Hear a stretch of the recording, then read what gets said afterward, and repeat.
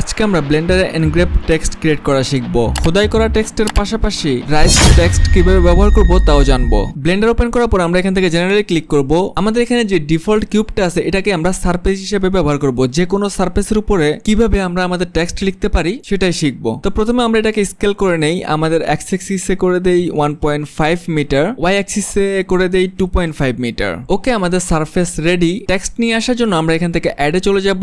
একটু নিচে আসলে এখানে আমরা পেয়ে যাব টেক্সটটাকে উপরের দিকে নিয়ে আসার জন্য আমরা 1 প্রেস করে ফ্রন্টে যাইতেছি। এখান থেকে আমরা মুভটা অন করে নিব, দেন জি অ্যাক্সিসে আমরা উপরের দিকে টেক্সটটাকে নিয়ে আসলাম। 7 প্রেস করে আমরা টপে গেলাম। আমাদের টেক্সটটাকে ওয়াই অ্যাক্সিসে রোটেট করার জন্য আমরা এখান থেকে জি অ্যাক্সিসে 90 ডিগ্রি অ্যাঙ্গেলে রোটেট করে নিব। আমাদের টেক্সটের অ্যালাইন ঠিক করতে একবারে সেন্টারে নিয়ে আসার জন্য আমরা এখান থেকে টেক্সটের ডেটা প্রপার্টিসে চলে যাব। এখানে যে অ্যালাইনমেন্ট রয়েছে, এখানে হরিজন্টালে লেফট রয়েছে, এখানে আমরা করে দিব সেন্টার, ভার্টিক্যালে আমরা করে দিব মিডল। ওকে, আমাদের টেক্সটটা মাঝখানে চলে আসছে। এখন আমরা এখানে আমাদের টেক্সটটা লিখবো। এই জন্য আমরা ট্যাব প্রেস করে এডিট মোডে চলে যাব। আমাদের লেখাটা দেখতে পারতেছি না, আমরা আবার ট্যাব প্রেস করে অবজেক্ট মোডে চলে আসি। 1 প্রেস করি, আমরা লেখাটাকে একটু উপরের দিকে তুলে দেই। ওকে, এখন আমরা ট্যাব প্রেস করে এডিট মোডে চলে যাই। ব্যাক স্পেস প্রেস করে আমাদের লেখাটা মুছে দিলাম। এখন আমরা আমাদের টেক্সটটা লিখে ফেলবো। টেক্সটের লেখা হয়ে গেলে আমরা ট্যাব প্রেস করে অবজেক্ট মোডে চলে আসব।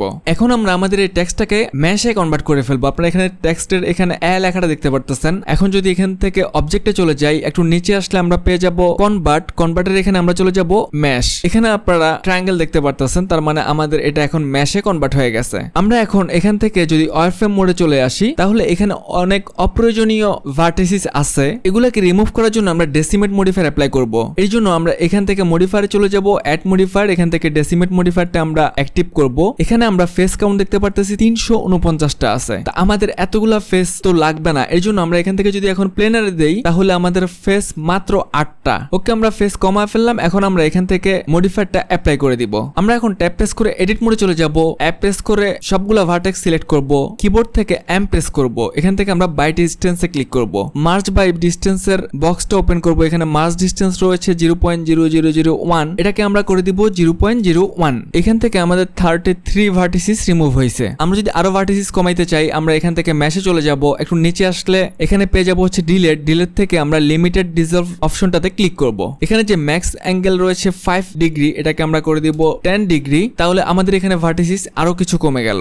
ওকে, আমাদের অবজেক্ট টপোলজি মোটামুটি ক্লিয়ার। এখন আমরা ট্যাব প্রেস করে অবজেক্ট মোডে চলে আসতেছি। আমরা এখান থেকে সলিড মোডে চলে যাই। আমাদের এখানে যে থিকনেসটা আছে, থিকনেস দেওয়ার জন্য আমরা সলিডিফাই মডিফায়ারটা অ্যাপ্লাই করব। এই জন্য অ্যাড মডিফায়ার চলে যাব। এখান থেকে আমরা সলিডিফাই মডিফায়ারটা ক্লিক করব। মডিফায়ার এখানে থিকনেস দেওয়া রয়েছে 0.01 মিটার, এটাকে আমরা করে দিব 0.2 মিটার। থিকনেসটা আমরা একটু উপরের দিকে তুলে দেই। ওকে, এখানে রাখতেছি। আমাদের অবজেক্টটা এখানে স্মুথ না, এটাকে আরো স্মুথ করার জন্য আমরা এখান থেকে অবজেক্টে চলে যাব। একটু নিচে আসলে আমরা এখানে পেয়ে যাব শেড স্মুথ, এখানে আমরা ক্লিক করব। শেড স্মুথটা ঠিকঠাক নাই, আমরা এখান থেকে অটো স্মুথে ক্লিক করে দিব। একইভাবে আমাদের যে কিউবটা আছে, কিউবটা আমরা সিলেক্ট করব, রাইট ক্লিক করব, এখান থেকে আমরা শেড স্মুথ করে দেই, এখান থেকে আমরা অটো স্মুথ করে দিব। এখন যদি আমরা আমাদের এই টেক্সটটাকে খোদাই করা টেক্সট দেখতে চাই আমাদের সারফেসের উপরে, এই জন্য আমরা কিউবটা সিলেক্ট করব, আমরা বুলিয়ান মডিফায়ারটা অ্যাপ্লাই করব। অ্যাড মডিফায়ার থেকে আমরা বুলিয়ান মডিফায়ারটা ক্লিক করে নিব। এখান থেকে আমাদের এটা ডিফারেন্স থাকবে, আর অবজেক্ট থেকে আমরা আমাদের টেক্সটটাকে চিনা দিব। আমরা যদি আমাদের এই টেক্সটটাকে এখন এখান থেকে হাইড করে দেই, তাহলে আমরা আমাদের খোদাই করা টেক্সটটা দেখতে পারতেছি। যদি স্মুথ দেখা যাইতেছে না, এই জন্য আমাদের যে